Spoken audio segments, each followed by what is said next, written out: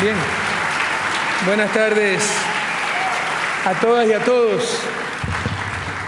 El presidente de la universidad decía, con su amabilidad característica, que él quisiera ser recibido como el presidente del Ecuador. El primer sorprendido soy yo. Muchas gracias por esa amabilidad.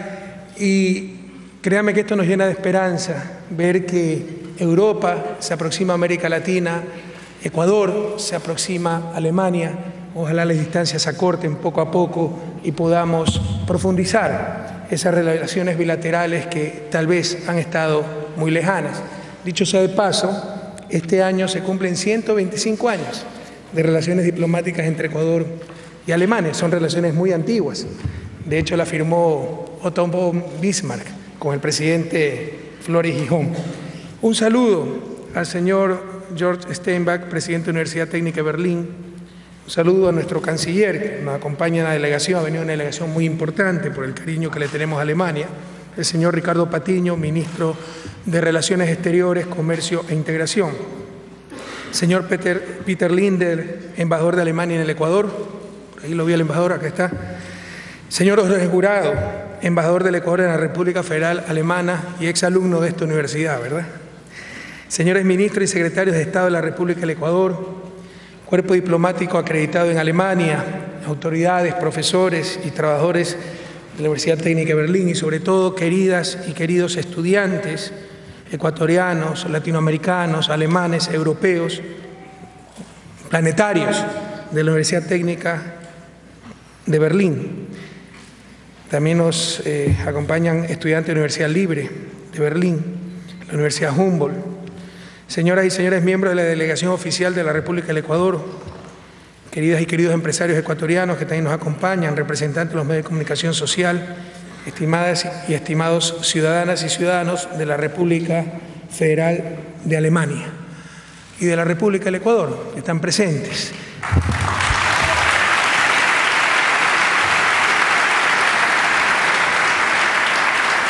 En primer lugar, muchas gracias a la Universidad Técnica de Berlín por esta invitación.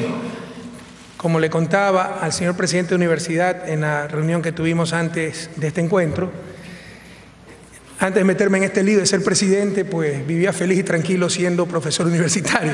Toda mi vida me dediqué a la academia y realmente cuando vuelvo a la academia, cuando siento el saber, la ciencia, la juventud, eso nos llena de energía, nos renueva el alma. Así que para mí realmente es muy grato poder estar esta tarde en esta institución académica tan importante. Siempre digo, ¿no?, qué difícil es cambiar de la academia a la política. Si en la academia es un pecado no decir la verdad, en la política algunas veces es pecado decirla, ¿no?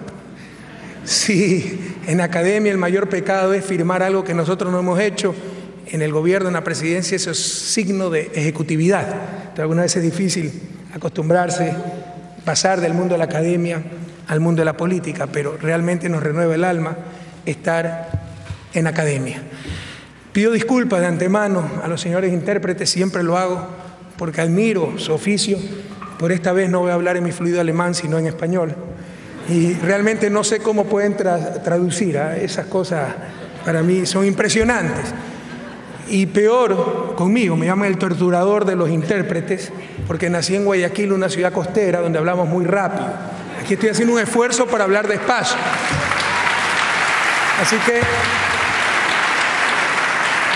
como siempre digo, no sé por dónde andan los señores traductores, si voy muy rápido me hacen una señal, en lo posible no tan grosera, para que vaya más lentito.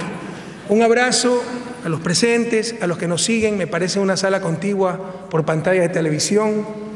Parece que nos quedó chico el auditorio y hay personas viéndonos por pantalla y hay personas viéndonos en Ecuador en vivo por diferentes cadenas de televisión. Así que también desde esta querida Berlín, de esta hermosa universidad, un abrazo a mis compatriotas en Ecuador, en la madre patria.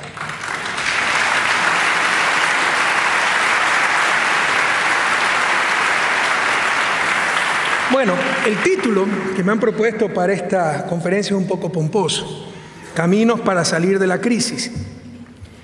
El ser humano por sobre el capital, de acuerdo al título que tengo aquí, en el caso ecuatoriano, no aspiramos a tanto. aspiramos tan solo a compartir nuestras experiencias y si en algo podemos ser útiles, en buena hora. Quiero decirles que los latinoamericanos somos expertos en crisis, no solo porque las hemos estudiado, porque las hemos sufrido, las hemos sentido, las hemos vivido.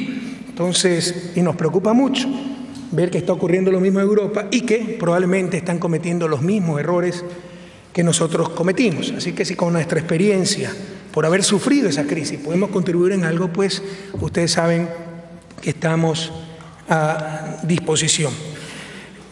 Quiero agradecer, realmente estoy sorprendido. Yo hace más de 25 años que no visitaba Alemania. Vine cuando era estudiante en Bélgica, no conocía Berlín. Ustedes saben que en esa época uno es mochilero, duerme en las estaciones del tren, come una vez al día. Qué bonito es conocer con comida 3 veces al día comiendo, ¿no? Pero no venía hace mucho tiempo en Alemania y me quedo sorprendido de la belleza de Berlín, pero sobre todo, señor rector, de la amabilidad de su gente. Su amabilidad, mire cómo nos agradece el estar aquí, cómo nos agradece haber firmado un convenio con la universidad cuando somos nosotros los que tenemos que agradecer por ese inmenso apoyo. Ya vamos a hablar mucho más de todo lo que estamos haciendo en educación superior. Hoy día de mañana he tenido la entrevista, el encuentro con el señor presidente de la República Federal de Alemania, e igualmente una gentileza muy grande, la gente en las calles, muy respetuosa, etcétera. Así que muchísimas gracias, realmente nos sentimos muy a gusto en esta visita a Alemania. Y permítanme, en primer lugar, hablarles un poco de mi país, me apasiona mi país, invitarlos a que visiten ese maravilloso Ecuador. No sé si aquí hay argentinos. Los argentinos están muy contentos porque tienen un papa argentino, ¿no? Que vive Argentina, ¿ok? Los argentinos están muy contentos porque tienen un papa argentino. Como en Sudamérica hay una rivalidad entre argentinos y brasileños, Dilma Rousseff, presidenta de Brasil, dijo: no importa si el papa es argentino, porque Dios es brasileño. Y nosotros decimos, en buena hora por Argentina y Brasil, porque el paraíso es ecuatoriano. Así que vengan a Ecuador.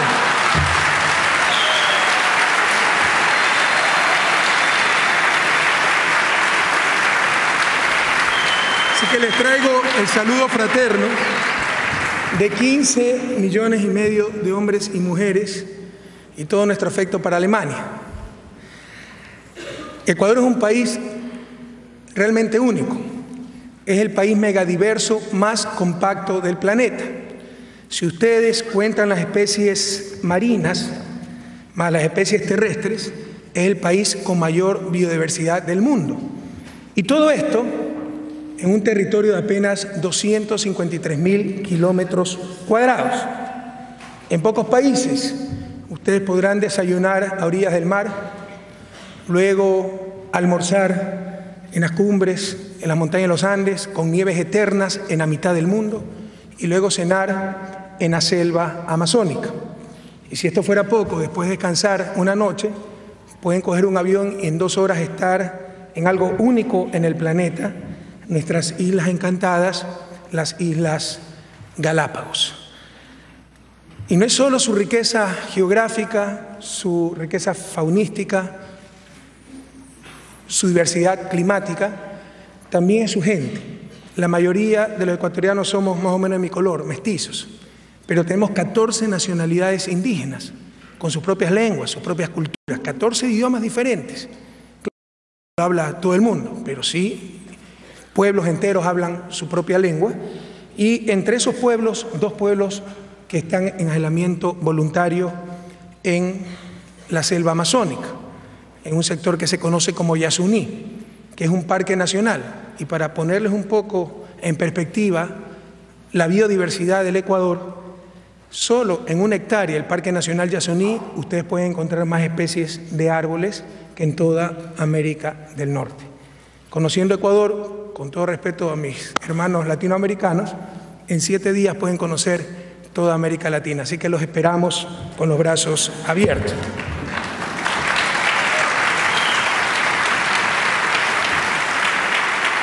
Y este maravilloso país, Ecuador, está cambiando profundamente para bien, en lo económico, en lo político, en lo social.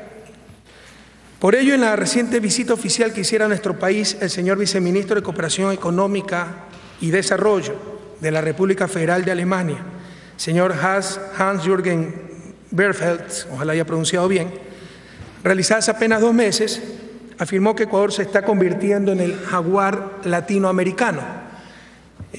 Título que nos alegró mucho y nos enorgullece, ¿no? El jaguar es una especie de tigre que solo existe en nuestra América y básicamente en América Latina.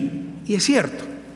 Por ejemplo, de acuerdo al Índice de Desarrollo Humano de las Naciones Unidas, el último reporte que coincidencialmente analiza el periodo 2007-2012, periodo de nuestro gobierno, Ecuador es de los 4 países que más incrementa puestos a nivel mundial entre casi 200 países. Está en primer lugar Tanzania, sube 15 puestos en desarrollo humano en la clasificación, le sigue Bielorrusia y sigue Ecuador junto a Hong Kong, que ustedes saben básicamente es una ciudad-estado. Este es un índice que combina varios segmentos, ingreso per cápita, pero también condiciones de salud, entre ellas esperanza de vida, condiciones de educación, entre ellas tasa de escolaridad, y Ecuador es de los 4 países que más incrementa clasificación en ese índice, puestos. Y de igual manera pasa de la categoría de desarrollo humano medio a desarrollo humano alto. Eso ni yo mismo me lo creo. Estos índices todavía son bastante incompletos, pero sí demuestra el importante avance que está teniendo el país entero. Y el objetivo, sobre todo queridos jóvenes y si hay estudiantes de economía como de la política, como de prácticamente todas las actividades humanas, es la felicidad del ser humano. No son los indicadores, no son las ganancias de los bancos, es la felicidad del ser humano, el bienestar. Y por ejemplo, en el índice de felicidad Happy Planet Index 2012, ahora se hacen índices de felicidad directos, de la New Economic Foundation, Ecuador se encuentra en el puesto 23 entre 151 países considerados. Este índice mide nuevamente esperanza de vida, huella ecológica, pero también tiene un importante componente subjetivo, directo de felicidad. ¿Es usted feliz o no? Entre los 23 países más felices, 16 son latinoamericanos, lo cual es una buena noticia.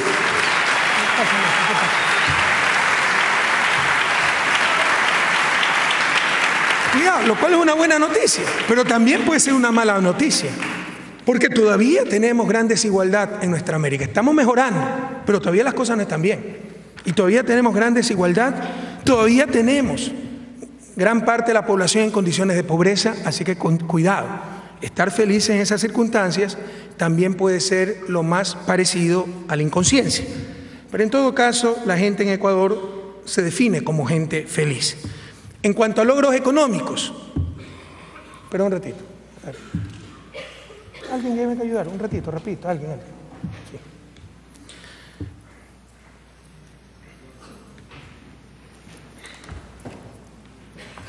¿Qué pasa que no coincide usted de pronto?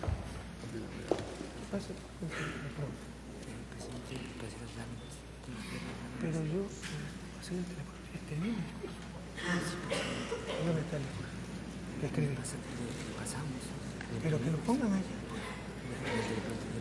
Pero, ¿qué están haciendo? Pongan el teléfono.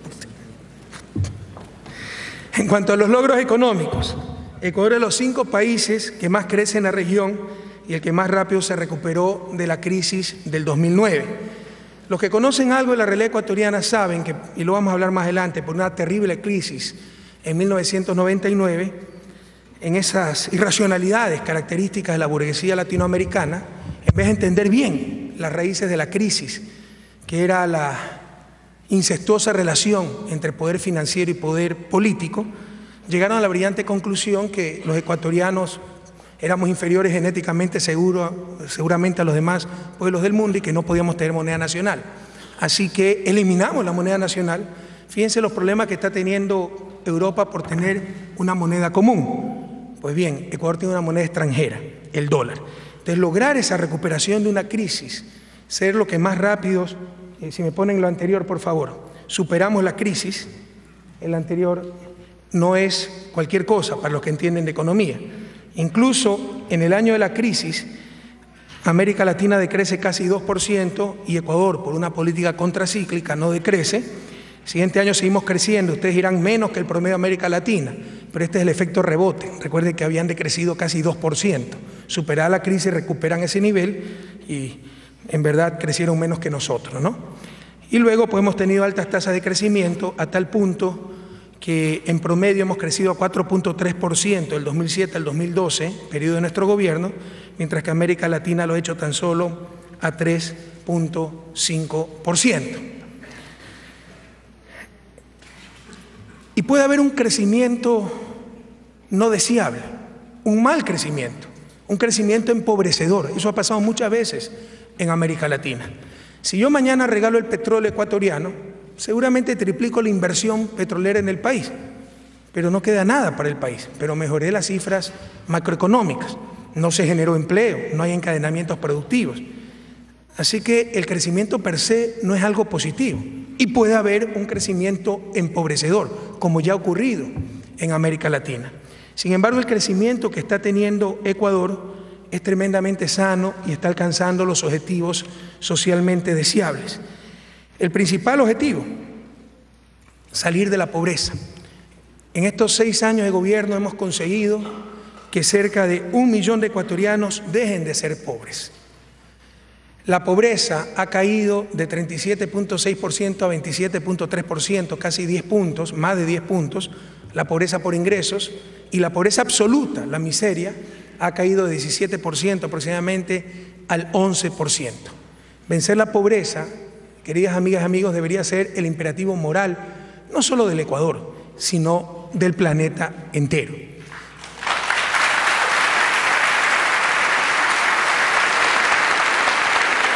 Cuidado, mayor imperativo ahora, porque a diferencia de la media de siglos anteriores, ya la pobreza no es fruto de escasez de recursos, sino de sistemas perversos. Existen los recursos para erradicar la pobreza en el planeta, así que es un imperativo moral. Pero también somos, y no lo decimos nosotros, dice la Comisión Económica para América Latina de las Naciones Unidas, el país que más ha reducido desigualdades en Latinoamérica.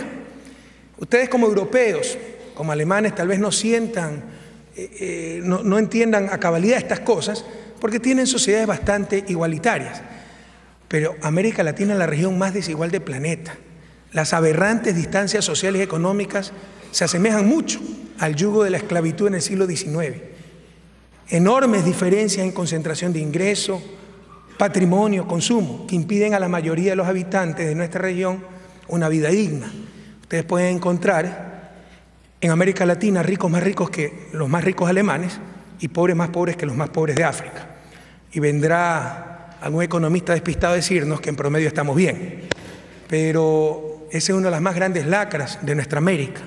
Así que uno de los objetivos fundamentales en el caso ecuatoriano y en el caso latinoamericano. La buena noticia es que toda América Latina está reduciendo desigualdad, estamos siendo menos desiguales, pero Ecuador es el país que más reduce desigualdad. Esto está medido por el coeficiente de Gini, el principal indicador, ponme el anterior por favor, de desigualdad a nivel económico, que es un coeficiente muy difícil de reducir porque la desigualdad depende de causas estructurales, relación capital-trabajo, oportunidades de empleo, calidad de desempleo, etc. En estos momentos el índice de Gini se encuentra para Ecuador en 0,43, estaba en 0,51 antes de nuestro gobierno, el índice de Latinoamérica en 0,50. Para ponerlos en perspectiva, Alemania tiene un índice de Gini de 0,27, prácticamente la mitad.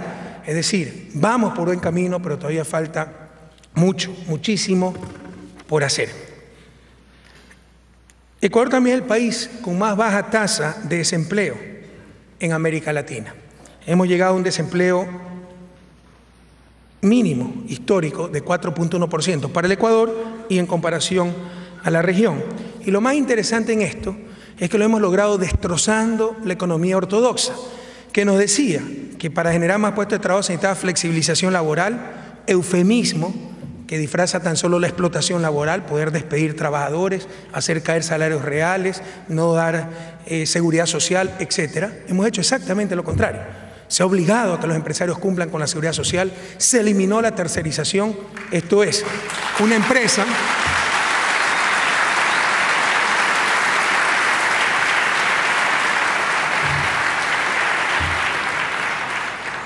¿Qué era la tercerización?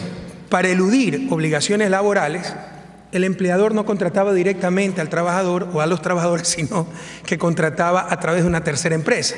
Con eso no daba estabilidad, no pagaba utilidades, etc.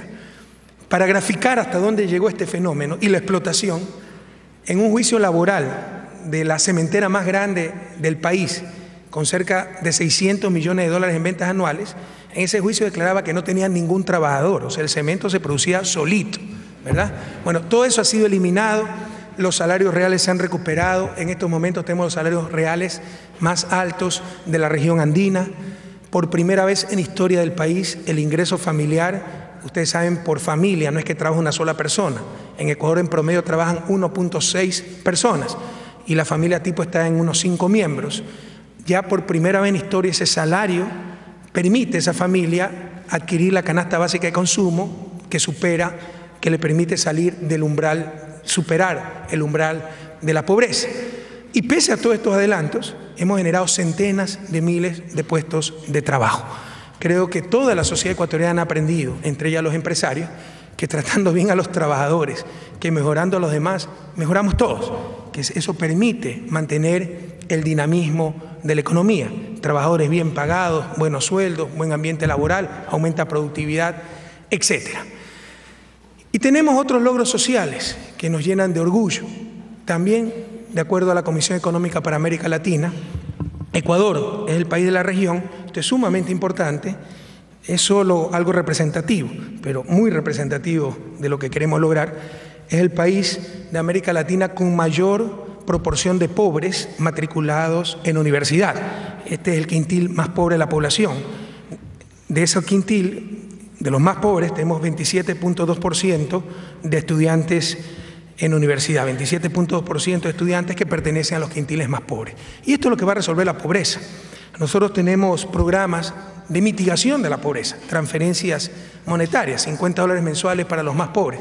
Eso, insisto, mitiga la pobreza, pero no soluciona los factores estructurales de dicha pobreza, que es la falta de oportunidades, la exclusión, la falta de talento humano por esa ausencia de oportunidades. Esto es lo que va a solucionar la pobreza, que los pobres puedan, por ejemplo, acceder a una carrera universitaria de calidad.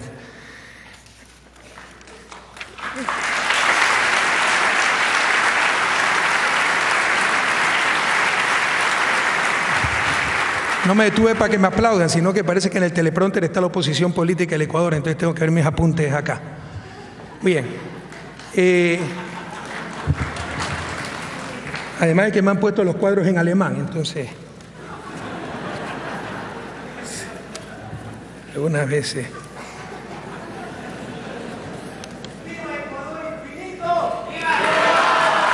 De hecho, y ya que estamos en una universidad tan prestigiosa, queremos hacer énfasis en este aspecto. Lo ha dicho el señor rector, hemos firmado un convenio en esta línea. Estamos haciendo un importante esfuerzo para crear rápidamente ese talento humano, que es el futuro de nuestra región. Lo que nos enseñó el siglo XX, también las experiencias exitosas de desarrollo del siglo XX destrozaron la teoría neoclásica, que nos decía que la capacidad de producción, en consecuencia crecimiento, en consecuencia desarrollo, dependían de los 3 factores clásicos de producción: trabajo humano, capital físico y recursos naturales. Pues bien, muchos países sin absolutamente nada de recursos naturales, sin acumulación de capital original, hicieron florecer el desierto, gracias al talento humano, la ciencia y la tecnología. Mientras que otros países, muchos de ellos latinoamericanos, sin ese talento humano, desertificaron los jardines más floridos. No queremos cometer el mismo error. Estamos poniendo mucho énfasis en la construcción de talento humano en ciencia y tecnología. Y eso es parte de la visión estratégica, eso es lo más importante, la meta más importante, el eje de acción más importante de nuestro gobierno en los próximos 4 años, pasar de esa economía basada en la extracción de recursos naturales no renovables a la economía que se basa en recursos ilimitados. La única economía que se basa en recursos ilimitados, que es la economía que se basa en el talento humano, en la mente humana. Y para eso estamos haciendo grandes esfuerzos.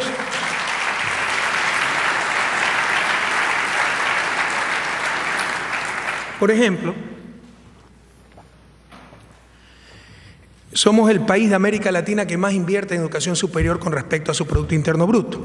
Y de hecho los que más invierten a nivel mundial. Solo nos supera en esta muestra Dinamarca. Ecuador está invirtiendo cerca de 1.8% de su PIB en educación superior. El promedio de América Latina es 0.8% y el promedio de las OCDE, los países más desarrollados del mundo, es 1.3%. Y en esto tenemos políticas sumamente agresivas. Por ejemplo, un programa de becas, y es parte del convenio que hemos firmado con la Universidad Técnica de Berlín, un programa de becas que no tiene restricción presupuestaria. Depende de cuántos estudiantes ecuatorianos sean aprobados a nivel de pregrado y posgrado en las universidades más prestigiosas del mundo, en las carreras que necesita el país. El año pasado hemos otorgado más de 6.000 becas. Y este año probablemente repitamos el número, lo superemos, y si se requieren 60.000, sacaremos el dinero. Lo importante es que puedan acceder a esas universidades.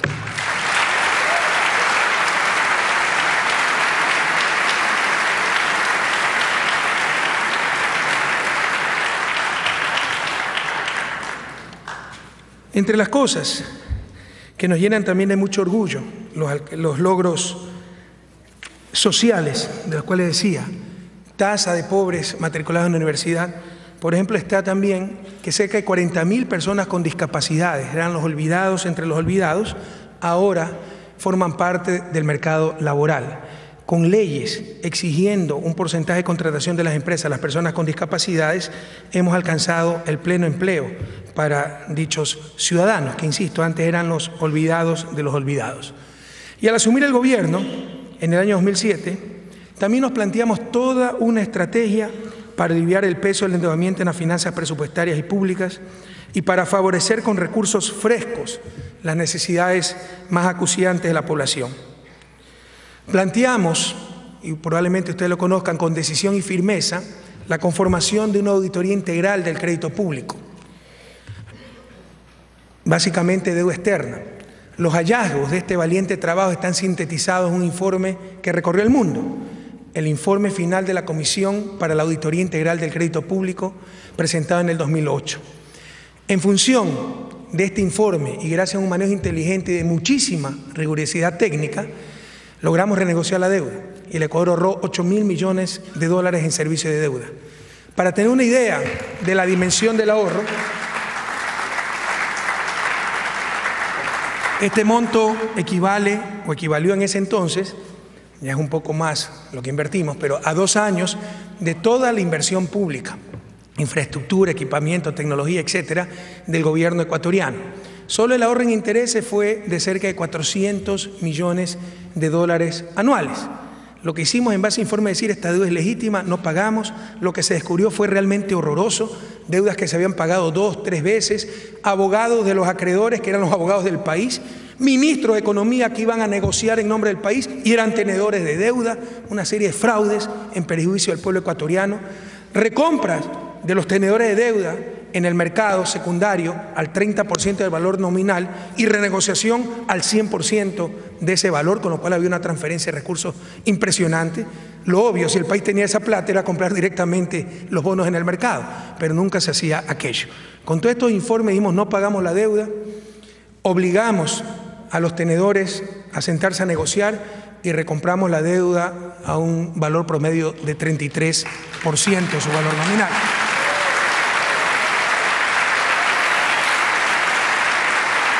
Como resultado de esta recompra exitosa, el servicio de la deuda externa se redujo del 24% del presupuesto del Estado en el 2006 al 5.5% en el 2012. Fíjense la gran cantidad de recursos liberados por no tener el yugo de la deuda externa. Pero además de nuestra deuda externa, renegociamos los contratos petroleros. Ustedes pueden pensar en algunos casos que exagero, ahí están los documentos. Los contratos petroleros eran tan perniciosos para el país, ustedes saben que Ecuador es un país petrolero, que en promedio de cada 100 barriles las petroleras se nos llevaban 80 y dejaban 20 para el país. Esos contratos se llamaban de participación y se negociaban en los años 90, cuando el precio del barril de petróleo era $16, $18. Y esos 16, 18 dólares nos daban 4, 5 dólares al dueño del recurso, que era el Estado ecuatoriano. Pues bien, cuando ya a inicios del siglo XXI, en mitad de la primera década del siglo XXI, esos precios de barril subieron a 50, 60 dólares, nos siguieron dando los 4 o 5 dólares de antes. Así que los obligamos a renegociar. Por esta renegociación todavía por ahí tenemos algunas demandas en los famosos centros de arbitraje, porque es tragicómico, ¿verdad? Si hubiera caído el precio más bajo de lo que ellos habían negociado, 16, 18 dólares, hubiera caído a 12, 13, seguramente hubieran pedido cambiar el contrato porque se había roto el equilibrio económico del mismo. Pero cuando se cuadruplicó el precio, ahí sí no importa que se rompa el equilibrio económico, ¿no? Esa es un poco siempre la lógica de ciertas transnacionales. Pero bien, el Estado ecuatoriano, nuestro gobierno nos obligó a renegociar. Hoy tenemos contratos de prestación de servicios, dejamos claro que el petróleo es del pueblo ecuatoriano, pagamos una tarifa por extraer el barril de petróleo, 10, 12 dólares, depende del yacimiento, y el resto, así cueste el barril 20, 50 o 200 dólares, es para el dueño del recurso, que es, insisto, el pueblo ecuatoriano.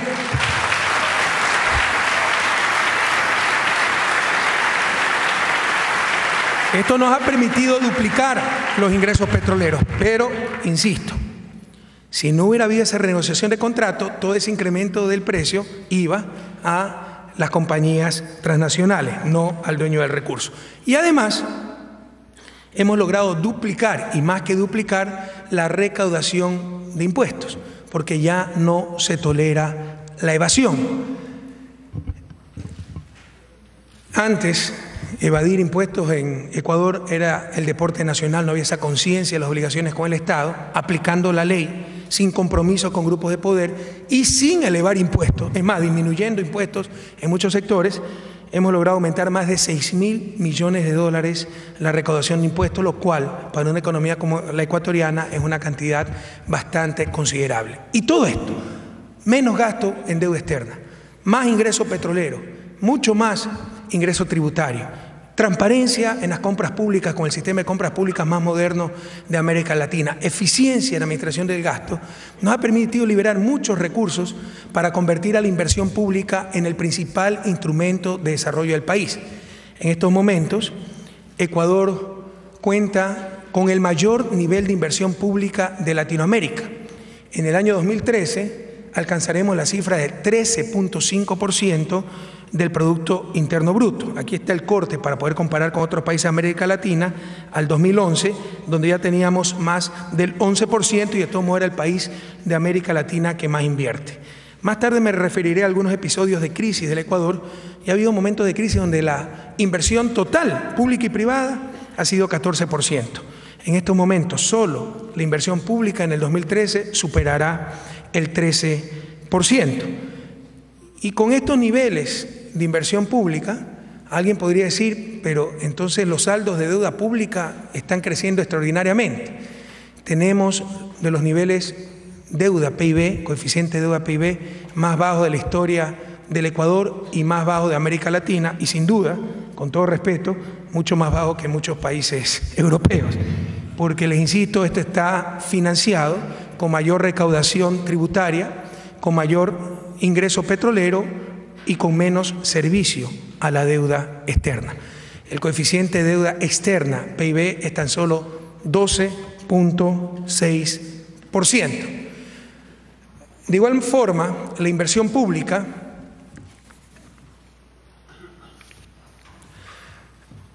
ha generado grandes transformaciones para mejorar el desempeño de la inversión privada en el Ecuador. Si aquí hay estudiantes de economía, ustedes tendrán algunos libros neoclásicos donde les dicen la inversión pública tiene efecto crowding out, expulsión de la inversión privada. Pero eso es asumiendo pleno empleo, cortísimo plazo, etcétera, que no son condiciones reales. En realidad, una buena inversión pública tiene efectos crowding in. Hacer una nueva represa hidroeléctrica para estabilizar energía, hacer un nuevo carretero, no expulsa inversión privada, atrae. Eso es ideología disfrazada de ciencia. Boten nomás a la basura esa clase de libros. La inversión pública en Ecuador ha servido para atraer inversión. Hemos invertido en vialidad, en puertos, aeropuertos, telecomunicaciones, generación eléctrica, justicia eficiente. Hicimos una consulta popular para reformar la justicia, que era un desastre. Seguridad ciudadana, prevención de riegos, inundaciones, etcétera. Y en general el desarrollo productivo. Y todas estas inversiones claramente apoyan al sector productivo privado porque mejoran la competitividad sistémica.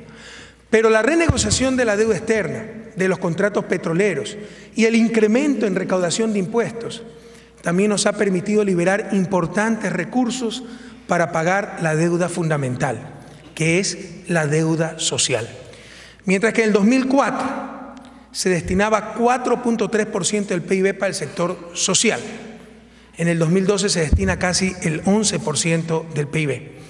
En valores absolutos, ahora se invierte 5.1 veces más en educación que en el 2004 y en salud 4.5 veces más. La consecuencia lógica de todo este proceso, que lo podemos resumir en primero el ser humano antes que el capital, es la estabilidad política del país. Gracias a haber cumplido con nuestro pueblo,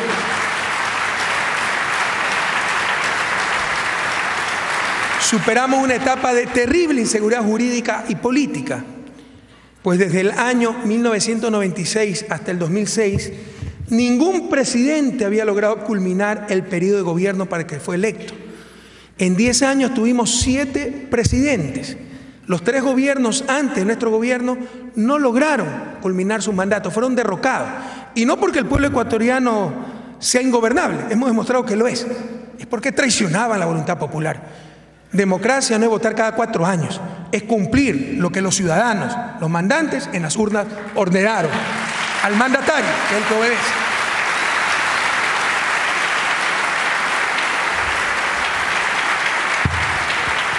Pero si bien antes sorprendía la inestabilidad del país, e insisto, en 10 años 7 presidentes, ahora sorprende la estabilidad de ese mismo país. El actual gobierno ha ganado 9 procesos electorales de manera consecutiva.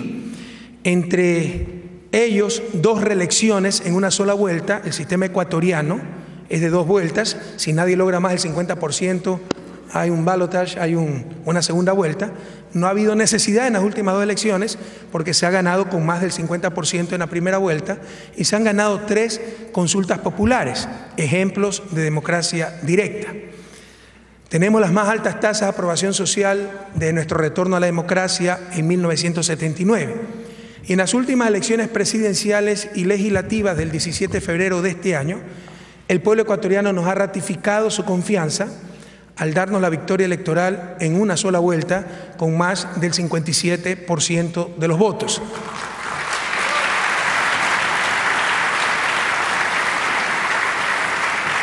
Casi 35 puntos porcentuales de diferencia con nuestro inmediato seguidor, lo cual representa cerca de 3 millones de votos de ventaja.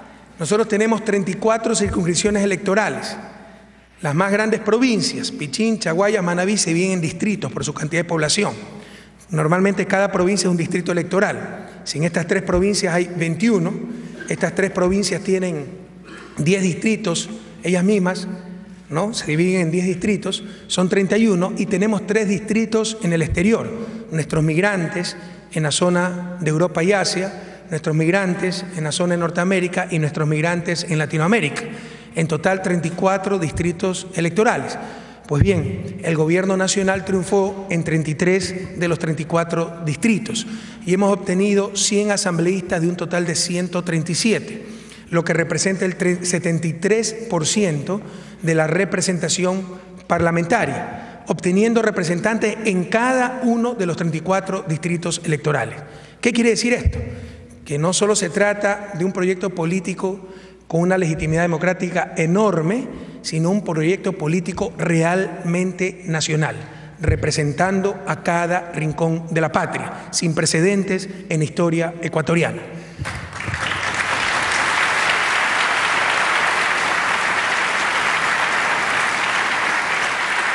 Les decía hace un momento que queremos avanzar hacia una economía diferente, donde la ciencia, la tecnología, la innovación, el conocimiento nos permitan transitar de una economía de los recursos finitos a una economía de recursos infinitos.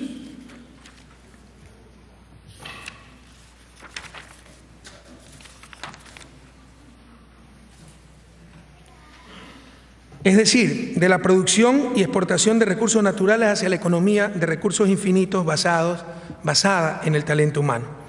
Sabemos que para alcanzar un siguiente estado económico necesitamos superar las deficiencias en nuestra capacidad de generar conocimiento y de aplicarlo, precisamente para crear riqueza y elevar el nivel de vida de todos nuestros habitantes.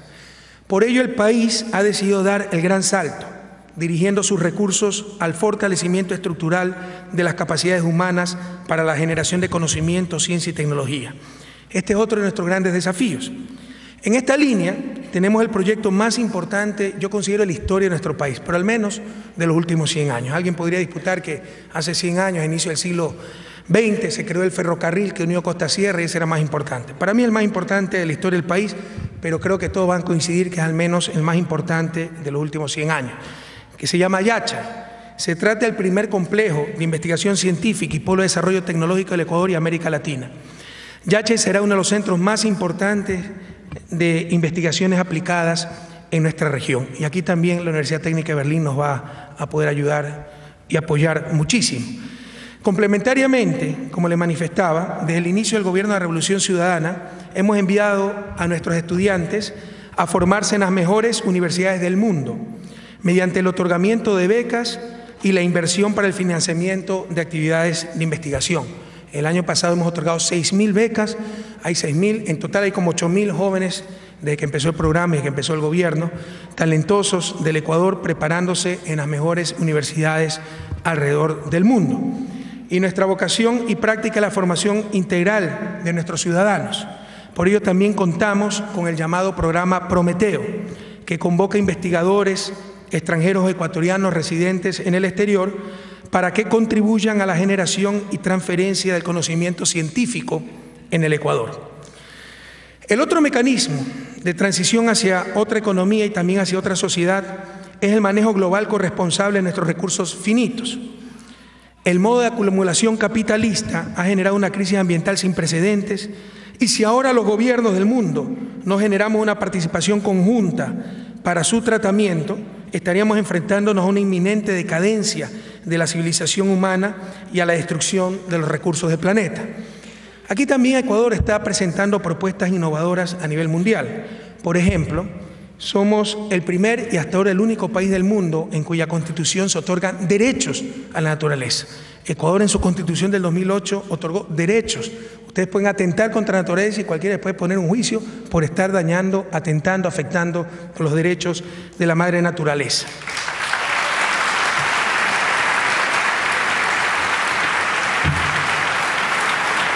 Entre otras iniciativas, también tenemos la propuesta presentada por Ecuador al mundo, conocida como Yasuní ITT, que plantea por primera vez evitar un concepto muy importante. Kioto, todas estas iniciativas como que se han puesto parches, que hay que compensar. Bueno, si hacen una hidroeléctrica que reemplaza la termoeléctrica, si reforestas, pero eran como una lista de compras. ¿Cuál es el concepto integrador?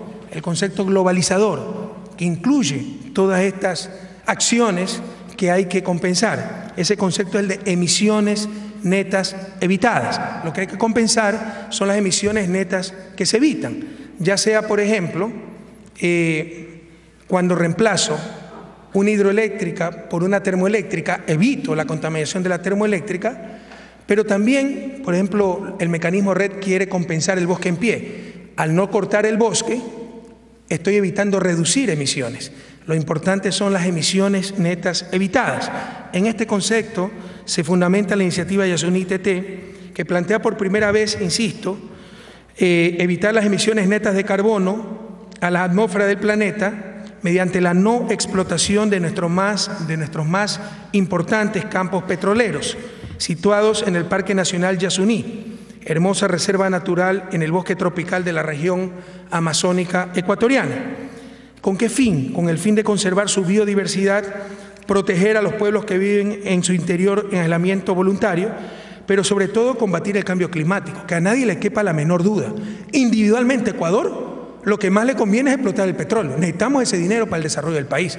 Nosotros somos los principales contribuyentes en este caso, pero hemos propuesto a la comunidad internacional que en función de esas emisiones netas evitadas, las toneladas de carbono que no se envían a la atmósfera, se compense al Ecuador por dejar ese petróleo en el subsuelo. Con la realización de este proyecto, insisto,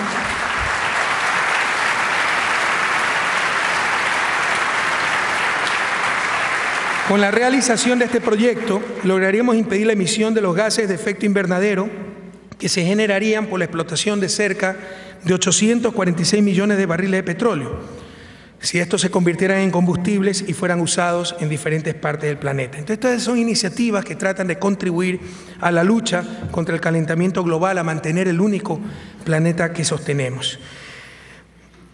De esta forma, rápidamente he procurado resumir los cambios estructurales que han tenido lugar en la sociedad ecuatoriana, mostrarles cómo, a partir del cambio de las ideas, hemos conseguido logros excepcionales. Y por supuesto, hemos hecho exactamente todo lo contrario a lo que siempre se hizo, por ejemplo, por imposición de las normas del Fondo Monetario Internacional. Si ustedes me pidieran algún consejo para superar la crisis, le diría, no le hagan el más mínimo caso a esa burocracia internacional, que lo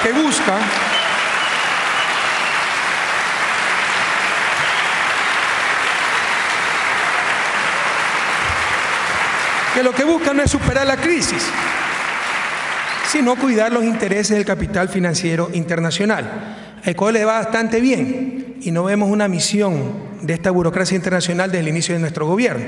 Y si vienen como turistas, bienvenidos. Pero si vienen como virreyes, como se creían antes, por el mismo avión los regresamos.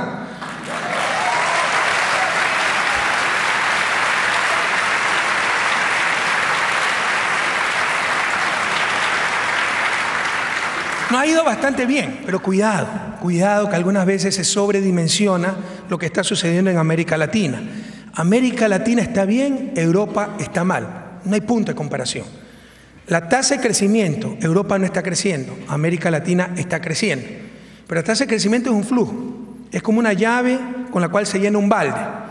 En estos momentos el flujo en América Latina es importante, pero el balde recién se está llenando, el balde de la cantidad de riqueza, bienes para satisfacer necesidades. Mientras que probablemente Europa tiene problemas con el flujo, pero el balde está lleno. Es decir, a nivel de riqueza todavía hay una brecha enorme entre América Latina y Europa. Por supuesto, si seguimos este ritmo, esas brechas poco a poco se irán acortando, pero todavía falta mucho por andar. Todavía tenemos graves problemas: desigualdad, pobreza, falta de talento humano, falta de educación, de salud, de derechos, etc. Sin embargo, en la crisis que está viviendo Europa, probablemente podamos ser útiles, porque pese a que nos va bastante bien, como les decía al inicio de esta conferencia, somos expertos en crisis. No porque seamos genios y las hayamos estudiado todas, sino porque las hemos sufrido todas, ¿verdad? Y hay crisis que se asemejan mucho a lo que está viviendo Europa en estos momentos. Prácticamente no hay nada nuevo bajo el sol. Es algo déjà vu. Nosotros ya sufrimos una larga crisis de la deuda. Y temo que Europa está cometiendo los mismos errores que nosotros cometimos. ¿Cuál fue nuestra crisis de la deuda? En los años 70, y muy especialmente a partir de 1976, en Ecuador y en general los países latinoamericanos entraron en un endeudamiento agresivo externo. La historia oficial, entre comillas, nos dice que todo este endeudamiento fue tan solo fruto de gobiernos irresponsables y desquiciados, tratando de financiar políticas populistas y los desequilibrios que se habían originado por el modelo que había seguido América Latina para su desarrollo, que se llamaba el modelo industrializador sustitutivo de importaciones. Pero en realidad, si ustedes hacen un análisis más detallado y con un enfoque de economía política, el endeudamiento agresivo fue toda una estrategia, entre comillas, bendecida y promovida por los organismos internacionales de siempre, que en teoría la estrategia buscaba lograr el desarrollo por medio del financiamiento de inversiones de alta rentabilidad, las cuales debían abundar en países subdesarrollados, y el rendimiento de estas inversiones permitiría pagar con creces las deudas contraídas. Es decir, nos impulsaban a endeudarnos bajo este marco conceptual, ¿no? Necesitamos financiamiento, somos países subdesarrollados con proyectos de inversión muy rentables, así que nos endeudamos, pero tendremos para pagar esa deuda. Sin embargo, y por favor jóvenes, aprendamos de la historia, en la práctica, la supuesta estrategia, entre comillas, tan solo obedecía a las necesidades del gran capital financiero internacional, concretamente, que le suena conocido, ¿verdad? No hay nada nuevo bajo el sol.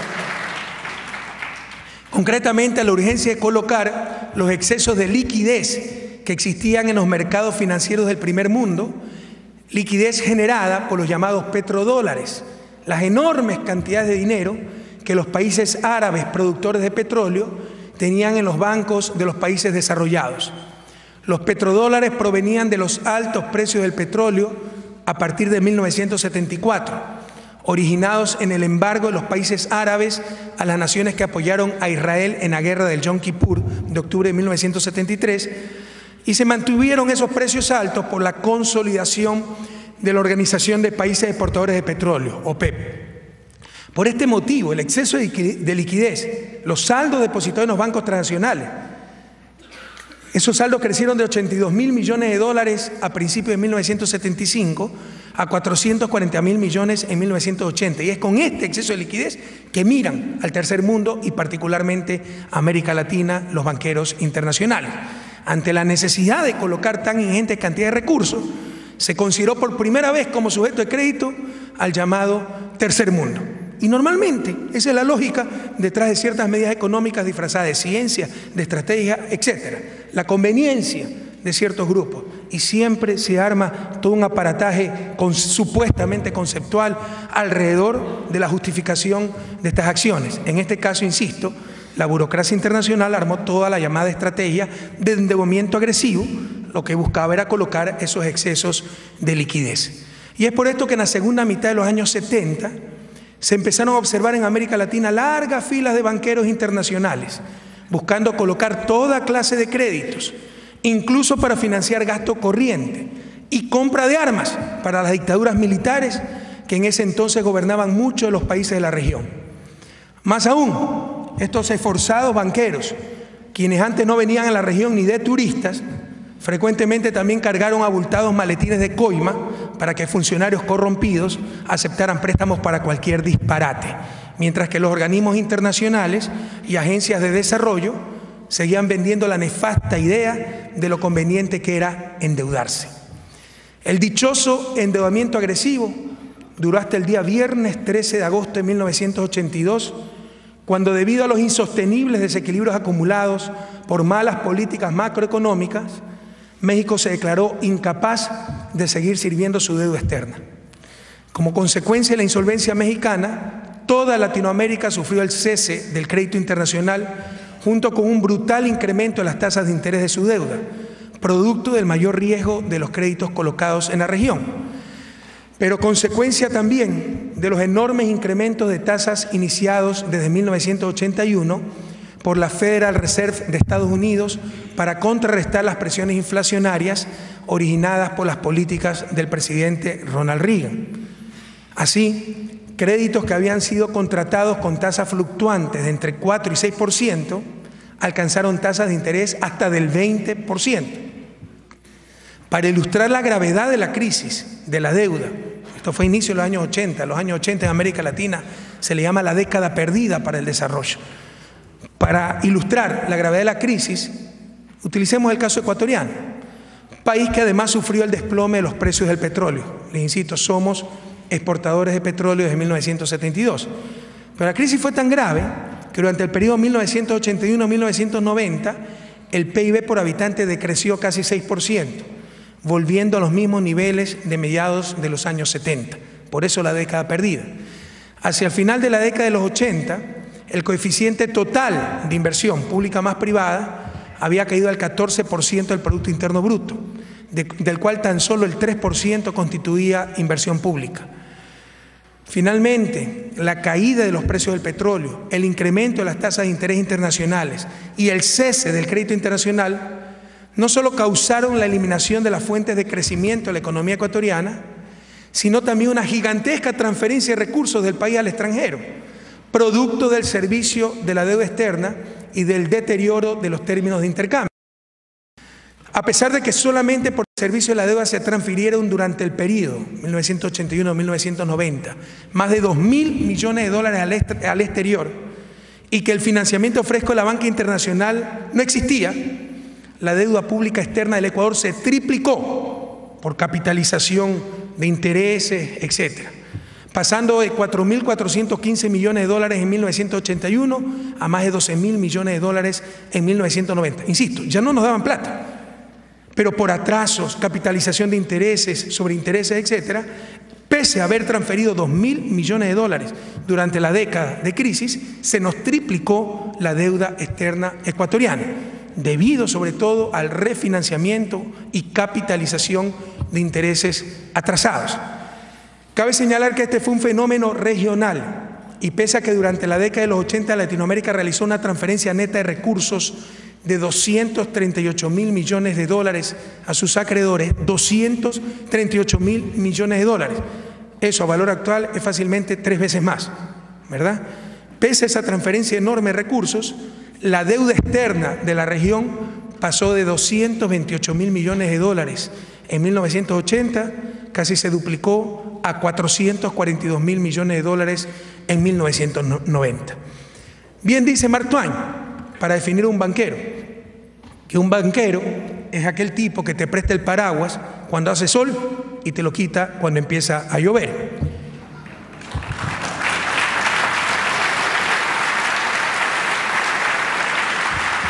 Pero saquen lecciones de esta experiencia de América Latina y no cometan los mismos errores que nosotros cometimos. Pese a las evidentes responsabilidades compartidas, recuerden que se prestaba hasta para armamentos a dictaduras militares sin ninguna legitimidad democrática. Pese a esa responsabilidad compartida, los países centros, las burocracias internacionales como Fondo Monetario Internacional, Banco Mundial, Banco Interamericano de Desarrollo y, por supuesto, los bancos internacionales redujeron todo a un problema de overborrowing, sin querer asumir jamás su responsabilidad en el obviamente correspondiente overlending. Las decenas de paquetes de ajustes y las cartas de intención que ya están habiendo en Chipre, en otros países de Europa, impuestas por el Fondo Monetario Internacional, pero también hay que reconocerlo, asumidas dócilmente por los gobiernos latinoamericanos. La receta de siempre: autoridad fiscal, incremento de precios públicos, privatizaciones, etcétera. No buscaban salir más rápido de la crisis, no nos engañemos. No buscaban recuperar el crecimiento y el empleo. Buscaban tan solo garantizar el pago de la deuda.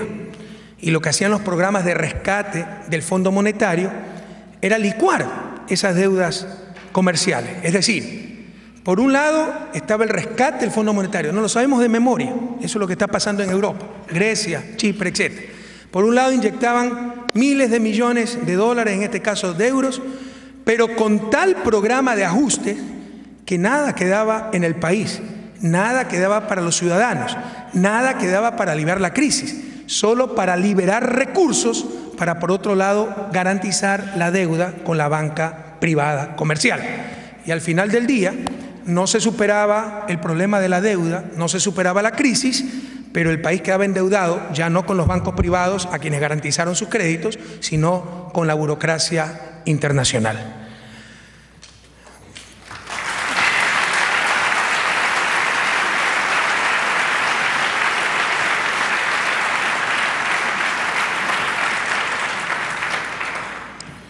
Hoy está pasando prácticamente lo mismo en la Unión Europea. Y somos muy respetuosos de la soberanía, independencia, los problemas internos de cada región, pero nos sorprende mucho que estén repitiendo los errores que cometió América Latina. Ya no hay estrategias de endeudamiento agresivo, pero sí una supuesta ciencia económica que proporcionó y proporciona a los grupos de poder argumentos sobre, por ejemplo, la capacidad y eficiencia de autorregulación de los mercados. De esta forma, por ejemplo, asumiendo que ellos solitos se autorregulaban, los bancos europeos prestaron a Grecia, sin darse cuenta, entre comillas, que su déficit fiscal era prácticamente 3 veces mayor al que declaraba. Es muy difícil creer que no se identificó esa situación y de todos modos le siguieron prestando. Nuevamente se establece que hay un problema de overborrowing, sin reconocer el correspondiente problema de overlending y en consecuencia rehuyendo las correspondientes responsabilidades. Pareciera que el capital nunca tiene responsabilidad, más precisamente el capital financiero. Y quiero decirles que hasta éticamente el mayor riesgo debe caer sobre el capital, no sobre los seres humanos.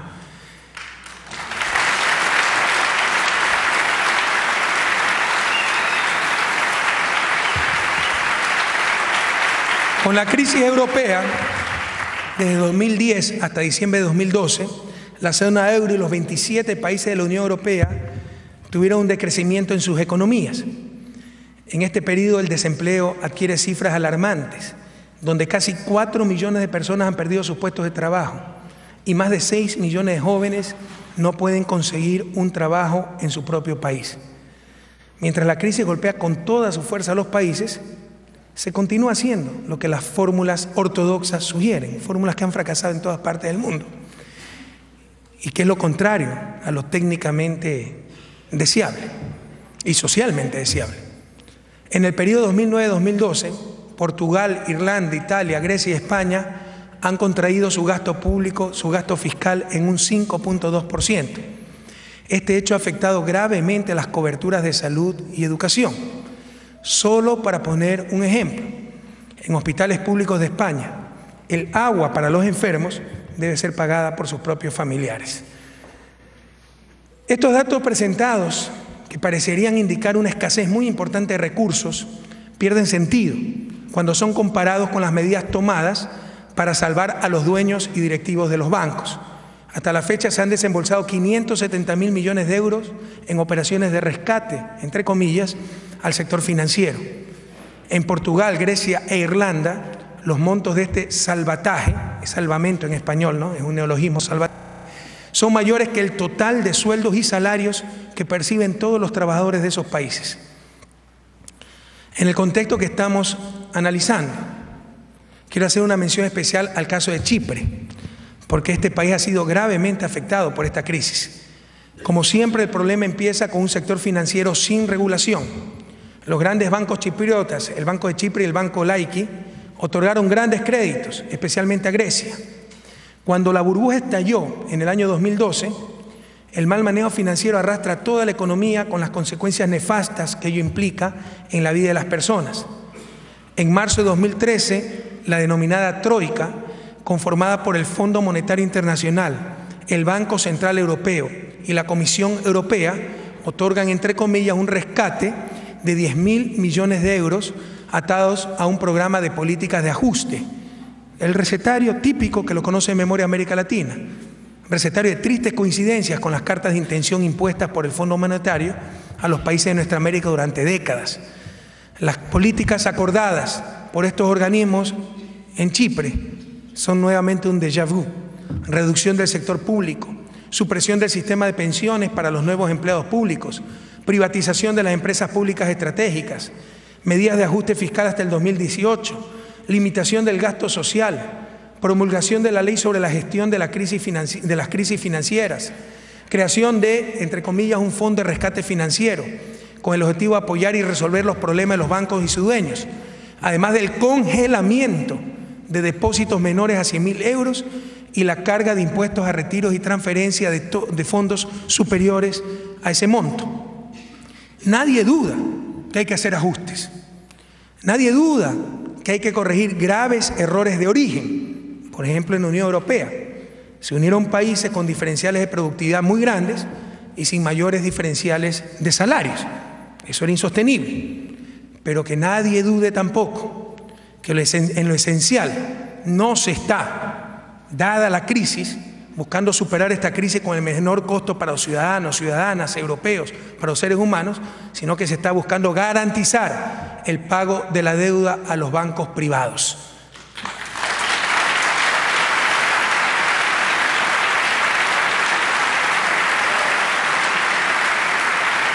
Eso cuando estamos hablando de países endeudados.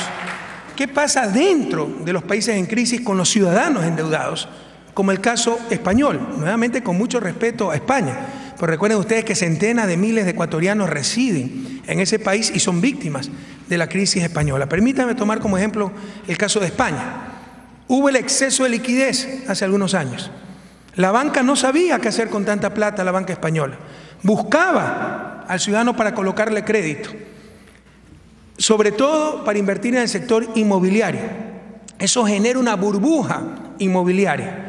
Si la casa valía 300.000 euros, no solo le prestaban los 300.000 euros, le prestaban 350.000 para el coche, para los muebles, la línea blanca, etc. Y esto era respaldado por créditos hipotecarios. Explota la burbuja, viene la crisis. Los mismos bancos tasaban la casa a 300.000 euros. Cuando no puedo pagar de buena fe, porque ese deudor se quedó sin empleo, entrega la casa. Ya el dolor de una familia de quedarse sin casa. Ha habido hasta suicidios por esto.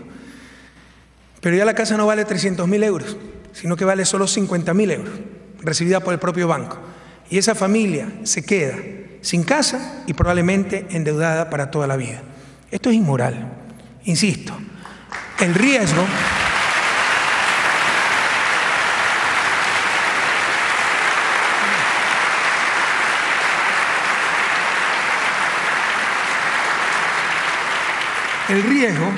debe caer sobre el capital, no sobre los seres humanos. Pero el poder del capital, y ese va a ser uno de los mensajes de esta intervención, ¿no? Como todo está dominado por el capital y particularmente por el capital financiero, ¿no? Hace que todo el riesgo caiga sobre el ser humano. Debería haber una dación de pago, ya perder la casa, que es la garantía. Esto es muy común en el derecho anglosajón, lo tenemos en nuestro país, es posible hacerlo, reformamos las leyes, teníamos un sistema similar al español que nos parecía explotador y lo hemos cambiado. Ahora, un deudor de buena fe no puede pagar su crédito hipotecario, entrega la hipoteca, la casa, pierde su casa, qué dolor, pierde lo que pagó, parte de lo que pagó por esa casa, pero se queda libre de deuda, es decir, lo que se conoce como dación de pago. Lejos de esto, en España, la misma casa, valuada por el banco, ahora vale 6 veces menos, pierde la casa y se queda endeudado de por vida. Pero no es solo inmoral, es mala economía. Esto que nos presentan como técnica, como seriedad, como responsabilidad, son puros y simples abusos, pero también torpe economía. Porque economía debe buscar satisfacer necesidades humanas. Y en el caso español, van a llegar al peor de los mundos. No es que no hay capacidad para hacer casas, la hay. No es que no hay casas, existen. Pero las familias que necesitan casas no van a tener casas. Y los bancos que no necesitan casas van a estar repletos de casas. Eso es torpe economía.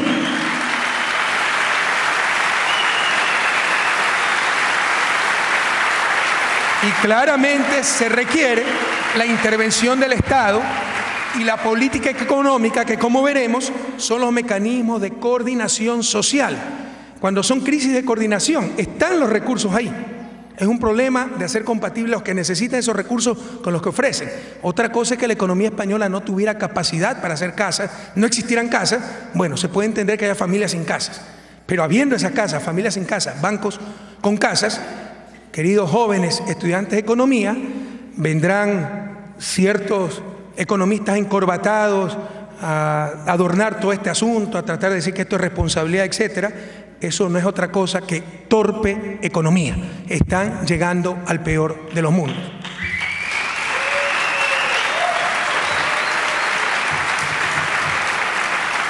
Quiero decirles que como somos expertos en crisis, también tuvimos una crisis similar en Ecuador. No, busquen la crisis que quieran, todita la hemos sufrido, ¿verdad? Pasó algo similar en 1999 en Ecuador, cuando volvimos a sufrir una de las peores crisis económicas de nuestra historia, la cual produjo que el PIB por habitante cayera 7.6% en un solo año, 1999. ¿Cuál fue la causa fundamental de esa crisis? La liberación financiera, realizada en pleno auge del fundamentalismo neoliberal del gobierno de Sixto Durán Ballén, por medio de la Ley General de Instituciones Financieras, que la aprobaron en 1994. En el fundamentalismo neoliberal, con la reforma de dicha ley, redujeron notablemente los controles sobre la banca, aduciendo que los bancos solitos se regulaban. Y se regularon también que pocos años después generaron una pésima cartera bancaria, créditos vinculados, carencias de reservas, etc. Esta situación más la complicidad del poder financiero con el poder político, que hizo una serie de reformas. En 1998 se realiza una nueva constitución. Ya existía la ley y se le elevó a norma constitucional en dicha constitución que prohibía al Banco Central prestar a los bancos para evitar estos comportamientos irresponsables. Pero pusieron una transitoria, que por 2 años sí se podían dar esos créditos porque ya veían que se les venía la crisis. Pasaron leyes como la Ley de Garantía de Depósitos, que era tan absurda que le decía a los bancos: quiebren nomás, que el 100% de los depósitos lo paga el Estado. En muchos países hay ley de garantía de depósitos, pero con corresponsabilidad del depositante. Aquí se cubría el 100% de los depósitos sin límite de monto e incluso los depósitos offshore. Era el mejor incentivo para los banqueros para quebrar el banco porque todo lo pagaba el Estado. No contentos con esto, cuando ya se vino la crisis, para salvar a los banqueros, se congelan los depósitos en marzo de 1999. Eran gobiernos neoliberales, pero no les importó perpetrar el más grande atraco a la propiedad privada de la historia del país, congelando los depósitos, propiedad privada de los depositantes. Pero no solo que congelaron los depósitos, robaron 60% de esos depósitos, porque cuando lo congelaron en marzo de 1999, lo congelaron en moneda nacional, el sucre, a un tipo de cambio aproximadamente de 10.000 sucres dólar. Es decir, si ustedes tenían 1 millón de sucres en el banco, tenían $100. Les impiden sacar su plata. Hubo suicidios, migración, etc. Un año después le empiezan a entregar la plata en dólares, ya impuesta la dolarización, pero a 25.000 sucres dólar. Es decir, ese millón de sucres, que eran $100, se convirtieron solamente en $40 y todos los ciudadanos tuvimos que pagar la irresponsabilidad de los banqueros con el 60% del valor de nuestros depósitos. ¿Y cómo es que se deprecia tanto la moneda? El Banco Central, constitucionalmente llamado a estabilizar la moneda, pero que siempre fue una sucursal de los banqueros, triplica la emisión monetaria para el salvamento bancario. Recuerden, la garantía de depósito, quiebren, que el gobierno paga. ¿De dónde paga el gobierno? Tiene que venderle bonos al Banco Central. Y el Banco Central, ¿qué hace a cambio de los bonos? Emite dinero. Con eso triplicaron la emisión monetaria, destrozaron la moneda nacional, estafaron, robaron 60% a los depositantes de sus depósitos congelados y llegaron a la brillante conclusión que lo que pasaba es que no sabíamos los ecuatorianos manejar nuestra propia moneda y eliminaron la moneda nacional y adoptaron el dólar norteamericano en enero del 2000. Fíjense los problemas que Europa pasa por tener una política monetaria común. Imagínense la vulnerabilidad del país que tiene una política monetaria extranjera. En lo social, eso produjo cerca de 2 millones de migrantes en 3 o 4 años. Ecuador no era un país tradicionalmente de migración, la gente no salía de su país y empezó a salir hasta nada. Tragedias realmente impresionantes, barcos con 100, 120 personas que se hundían, morían, todos ellos. Empezaron a haber fenómenos nunca antes vistos. Por ejemplo, suicidio infantil. Niños de 12, 13 años que se nos suicidaban porque sus padres estaban en España, en Italia, y en determinados sectores de alta migración, hasta el 60% de los niños se nos criaban sin sus padres, en manos de sus abuelos, vecinos, tíos, etc. Todo eso consecuencia de esa crisis que fue su solución, todo en función del capital financiero de los bancos. Y algo similar, tal vez menos grave, está pasando en España, y no lo entiendo cómo se lo permite. En nuestra América Latina en actuales momentos, en Ecuador en actuales momentos, esto sería intolerable. En España cada día se producen 517 desalojos y el 34% de los suicidios en ese país se deben a esta causa, a la gente que pierde su casa y no solo pierde su casa, se queda endeudada probablemente de por vida. Es increíble que no se haga nada por proteger la vida de los ciudadanos, pero que sí se salve a unos pocos banqueros.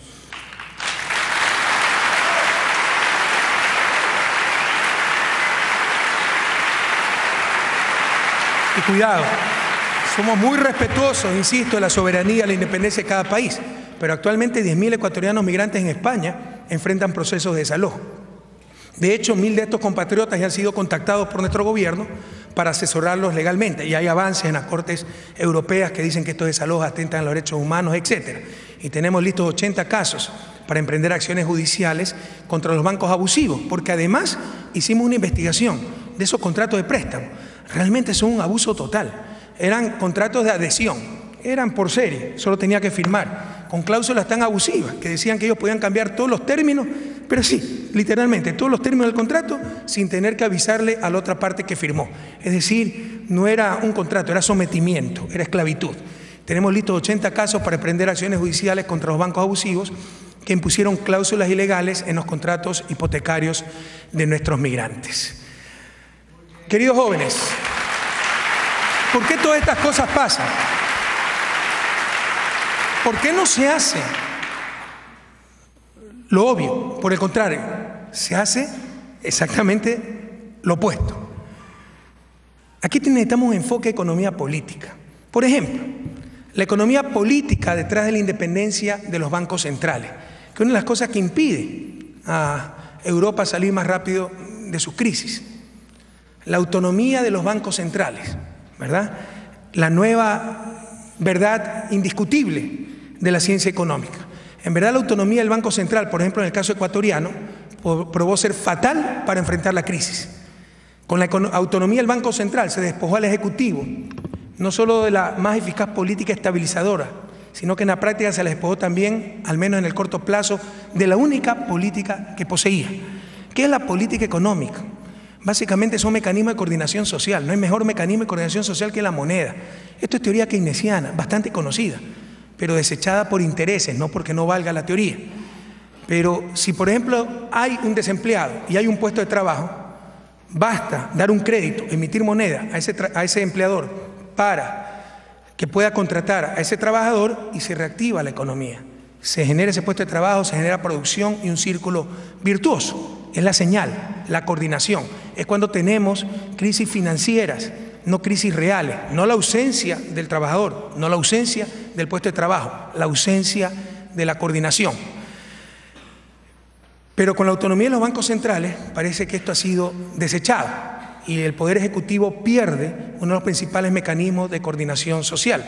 Las consecuencias de esta reforma en el caso ecuatoriano fueron todavía mayores, pues hasta antes de la dolarización el directorio del Banco Central tenía más poder en cuestiones macroeconómicas que el presidente de la República. Y más aún, el gobierno era directamente dependiente del Banco Central al ser el principal afectado con cualquier depreciación de la moneda o cambio en la tasa de interés. Es decir, teníamos burocracia autónoma, gobiernos responsables de manejar el país, pero que dependían de esa democracia autónoma por el alto nivel de deuda pública interna y externa del Estado central. Se dependía del Banco Central. ¿Y de dónde vino esta moda de los bancos centrales? Que independientes, autónomos, como la última Coca-Cola en el desierto, el último descubrimiento, el último avance civilizatorio de la humanidad. La moda de los bancos centrales autónomos comenzó a inicios de los años 90. Antes no existía. Antes todos los bancos latinoamericanos al menos eran dependientes del gobierno central, como debe ser, como actualmente es el Banco Central del Ecuador y nos va muy bien, porque tiene responsabilidad democrática, tiene que rendir cuentas, etc. Porque dicho sea de paso, son bastante autónomos de los gobiernos, pero bastante dependientes de Washington, Fondo Monetario, Banco Mundial, donde van a pasar los últimos días de su sacrificada existencia a todos los directores, gerentes de los bancos centrales. Pero esta novelería comenzó a inicios de los años 90, justificada por estudios supuestamente empíricos que demostraban que entidades independientes, bancos centrales independientes, generaban un mejor desempeño macroeconómico. Si ustedes revisaran esas regresiones que se hicieron, no sé, los profesores de economía no le aceptarían ni a un niño de primer año, ¿no? Pero cuando se quiere creer las cosas, pues se acepta cualquier barbaridad. La fundamentación teórica para este hallazgo empírico, entre comillas, fue que de esta manera los bancos centrales podían actuar técnicamente, alejados de influencias políticas perniciosas. Con este argumento, si esto es cierto, los ministerios de Finanzas deberían también ser autónomos. O sea, esto no tiene sentido. La política económica es precisamente esa, política. Ustedes tienen que hacer juicios de valor, se elige quién gana, quién pierde. Y una vez que en función de sus visiones, valores, principios, etcétera, eligen quién gana, quién pierde, se actúa técnicamente. Pero resulta que la política económica se la redujo de la noche a la mañana a un asunto meramente técnico a cargo de impolutos y superdotados burócratas que ni siquiera requerían un control democrático. Con todos estos estudios se justificó la independencia del Banco Central. La política monetaria es técnica, ya no es política. Ideología disfrazada de ciencia. El Banco Mundial, como siempre, tan agencioso ante cualquier novelería funcional al capital y al paradigma dominante, inmediatamente organizó seminarios a lo largo y ancho de América Latina para difundir los nuevos descubrimientos, entre comillas, y presionar por la independencia de los bancos centrales de la región, logrando que la gran mayoría de estos se convirtieran en pocos meses en autónomos. Por supuesto, como le decía, esta era una autonomía con respecto a sus pueblos y sus leyes, porque por el contrario, fueron absolutamente obsecuentes con la burocracia del Fondo Monetario y del Banco Mundial, donde, dicho sea de paso, como les decía, la mayoría de directivos de los bancos centrales latinoamericanos van a pasar sus últimos años de sacrificio ganando suculentos salarios después de recibir jugosas jubilaciones, frecuentemente creados por ellos mismos, gracias al goce de su autonomía. En el Ecuador, la oficina del Fondo Monetario Internacional funcionaba en todo un piso del Banco Central sin siquiera pagar arriendo. En el 2005 yo fui ministro de Economía. Para ni siquiera proyecto necesitaba una oficina. Le pedí una oficina al edificio del Banco Central, me la quisieron arrendar, pero todo un piso se lo regalaban al Fondo Monetario Internacional. Así de autónomos eran. Y aquí nuevamente Ecuador reescribió la macroeconomía y derrumbó mitos. El país no ha tenido en tiempos recientes mayor inestabilidad macroeconómica que inmediatamente después de la autonomía del Banco Central y la tan cacareada independencia. En lugar de ser parte de la solución, claramente fue parte del problema. Los mitos, bancos centrales autónomos, puras trampas para, independientemente de quién gane las elecciones, seguir haciendo lo mismo de siempre, lo mismo de lo peor. En Ecuador ya derrumbamos ese mito, ya revertimos ese marco institucional y el Banco Central es dependiente del gobierno central con legitimidad democrática y tiene que rendir cuentas a la ciudadanía.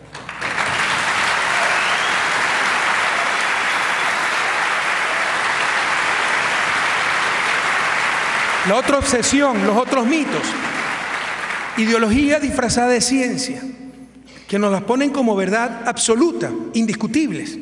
Por ejemplo, el control inflacionario como principio y fin de la política económica. De acuerdo con el paradigma vigente, la estabilización de precios constituye la condición necesaria, y constituía la condición necesaria, pero luego el fundamentalismo la convirtió en condición prácticamente suficiente para lograr el desarrollo a través de una adecuada asignación de recursos por medio de los mercados nacionales e internacionales. Este énfasis en el control inflacionario produjo una confusión de medios con fines, y seguimos en ese énfasis, puesto que la minimización de la inflación se convirtió en el objetivo prioritario e incluso excluyente de la política económica, como lo estamos viendo en Europa, postergando objetivos tales como crecimiento y generación de empleo, y muchas veces sacrificando estos últimos en función de la macroestabilización de precios. En el caso de la política monetaria, como les había mencionado y como ya tratamos, en América Latina se establecieron bancos centrales autónomos de los gobiernos y orientados exclusivamente al control de la inflación, así decía la norma constitucional, independientes y solo con control inflacionario, sin que haya evidencia robusta que relacionara, como les había dicho, mayores independencias del Banco Central con mayores tasas de crecimiento. Por el contrario, bancos centrales dependientes de los gobiernos y comprometidos con políticas de crecimiento jugaron un rol fundamental en el desarrollo de países como Japón y Corea. Hasta los años 70 del siglo pasado, el objetivo fundamental de la Federal Reserve de Estados Unidos, el Banco Central de Estados Unidos, fue velar por la generación de empleo y el crecimiento económico. Solamente con las presiones inflacionarias vividas por la guerra de Vietnam a inicios de los 70 y una vez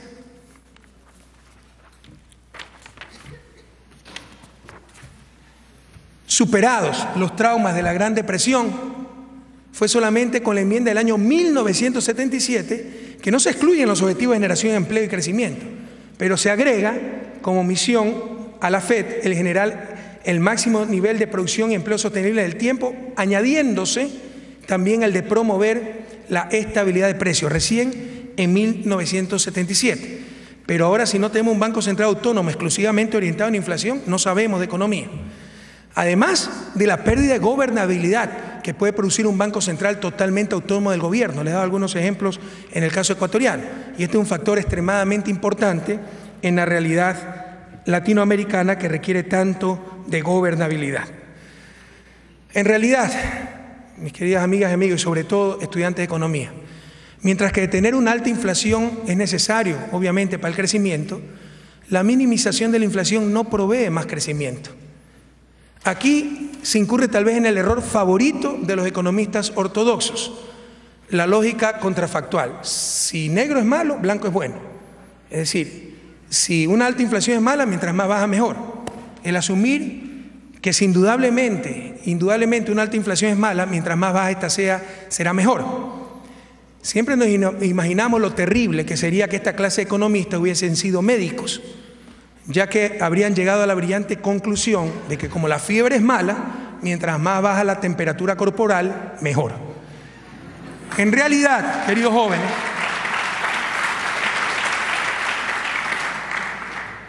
una inflación baja y debidamente anticipada, ni teórica ni empíricamente, está demostrado en múltiples estudios, tiene grandes efectos sobre crecimiento o distribución, menos aún si existen las adecuadas compensaciones, tales como adecuados ajustes salariales. Alguien dice, con inflación cae el salario real, se perjudican los trabajadores, es suficiente compensar, indexar el salario. Entonces, ¿a qué o a quiénes responden, a qué intereses estas clases de política? Para contestar esta pregunta, es necesario señalar que existe solamente un costo proveniente de la inflación que es prácticamente imposible de evitar, incluso si se tiene una inflación pequeña y anticipada. Este costo es la pérdida de valor de los activos líquidos.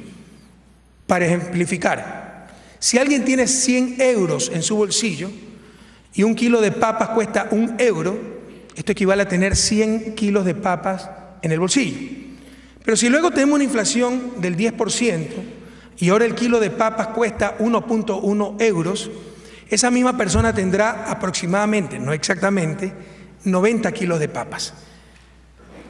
Es necesario anotar que esta pérdida por la inflación constituye un costo para los tenedores de activos líquidos, pero no una pérdida neta para la sociedad. No es que la sociedad perdió 10 kilos de papa, los 10 kilos de papa existen, alguien lo capturó. En realidad representa una transferencia de recursos. ¿Hacia quién? Hacia la autoridad central, la que emite la moneda, la que respalda la moneda, en lo que se conoce como el impuesto inflacionario. Piénsese en el dinero como una obligación de la autoridad que lo emite. Ahora, por la misma cantidad de dinero, esta autoridad debe responder menos en términos reales. En otras palabras, ¿quién se cogió los 10 kilos de papas? El gobierno, el que emitió la moneda. Imagínense entonces la pérdida para los tenedores de activos líquidos, que no es pérdida social, es redistribución. Cuando no hablamos de 100 dólares, de 100 euros, sino de miles de millones de dólares, de miles de millones de euros. A pesar de que sea una inflación pequeña, ahí sí hay grandes pérdidas, no sociales, redistribución. ¿Y cuál es el sector de la economía que maneja grandes cantidades de activos líquidos? Adivinen nuevamente, el sector financiero.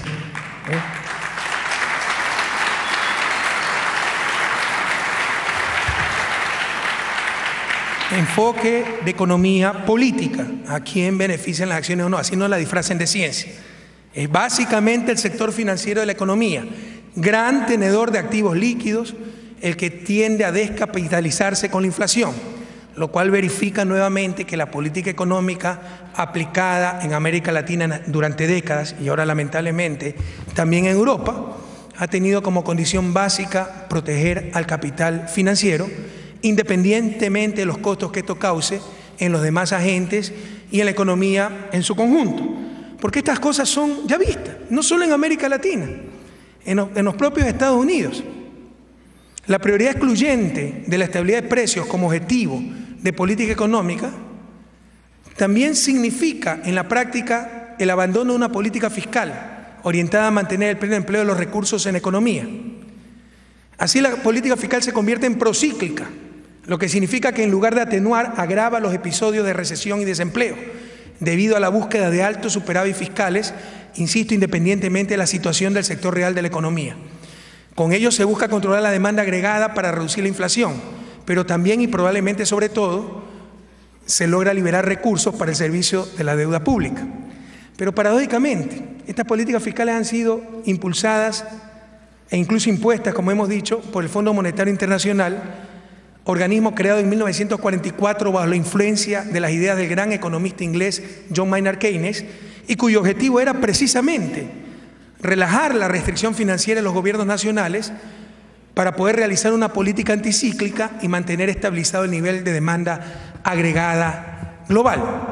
Indudablemente el Fondo Monetario Internacional ya no es la institución de Bretton Woods bajo la inspiración keynesiana de estabilizar la demanda internacional, sino tan solo, discúlpenme, el perro guardián del capital financiero internacional.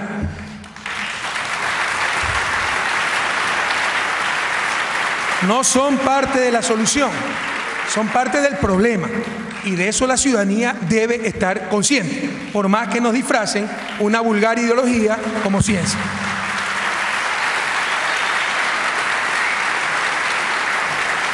Es claro, como dice Joseph Stiglitz, premio Nobel de Economía norteamericano él, es claro que no es destruyendo empleo, producción, destruyendo esperanzas, destruyendo cohesión social, que las naciones salen adelante. Como le decía, esto ya ha sido visto. Estas políticas se llaman políticas hooverianas por el presidente Hoover, en referencia al presidente Hoover, quien en los inicios de la Gran Depresión norteamericana de la década de los 30 profundizó la crisis con esta clase de medidas. ¿Por qué se repite lo mismo? Lo mismo de lo peor. ¿Por qué se hace lo contrario a lo evidente? La respuesta es a quienes benefician estas medidas. Queridas amigas y amigos, sobre todo queridos estudiantes de esta universidad y estudiantes de economía, temo desilusionarlos, porque mis conclusiones no les haré complicadas ecuaciones matemáticas ni reales funciones agregadas de producción.